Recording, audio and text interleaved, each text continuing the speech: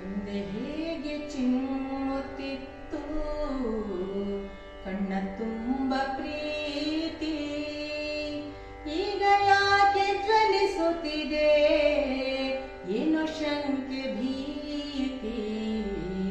ಹಿಂದೆ ಹೇಗೆ ಚಿಮ್ಮುತ್ತಿತ್ತು ಕಣ್ಣ ತುಂಬ ಪ್ರೀತಿ, ಈಗ ಯಾಕೆ ಜ್ವಲಿಸುತ್ತಿದೆ ಏನೋ ಶಂಕೆ ಭೀತಿ.